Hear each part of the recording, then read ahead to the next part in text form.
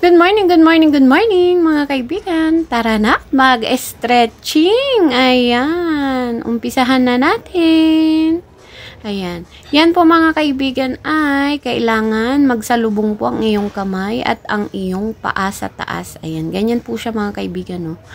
Pang-exercise at pang-stretching ng ating mga bilbil. Ayan mga kaibigan. O, diba?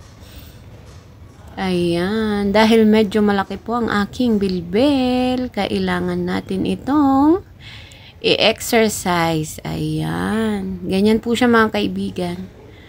Nagsisilbing stretching na rin yan at magsisilbi ding exercise na pangpaliit ng ating mga puson o bilbil. Ayan mga kaibigan, gagawin ko yan mga kaibigan ng 5 beses. Ayan, 5 beses na 12. Ganyan siya, o, diba?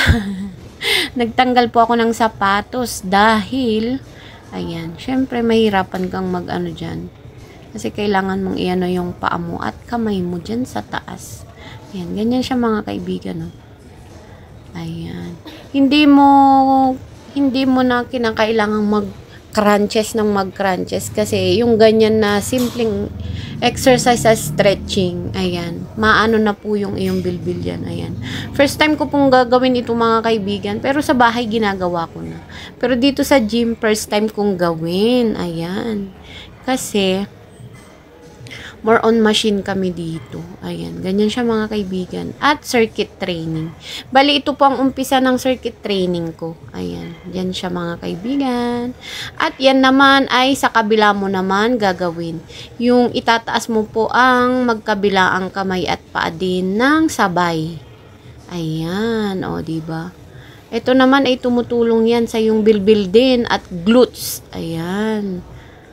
O, diba? Kailangan mong magganyan mga kaibigan para ano, hindi sumakit po yung iyong likod. Ayan. Ganyan. Tapos, napagod lang ako kaya ako lumuhod ng ganyan mga kaibigan. Tapos, gagawin ko din iyon mga kaibigan ng 5 beses. Ayan. Ganyan siya. Bali, inalis ko na po yung iba para magkasya po sa ating 3 minutes video. O, diba? Ayan siya mga kaibigan. Oh, 'di ba? Makakatapos. Isang ano pa lang 'to mga kaibigan, isang exercise pa lang ito. Meron pa pong 5. Ayan. May 5 exercise pa bukod dito. Ito pa lang po yung umpisa. Ayan siya mga kaibigan. Oh, 'di ba? Umpisa pero pagod na. Ayan mga kaibigan. Halatang mabigat pa ang katawan ng inyong kaibigan. Kaya maraming salamat sa panonood. I love you all.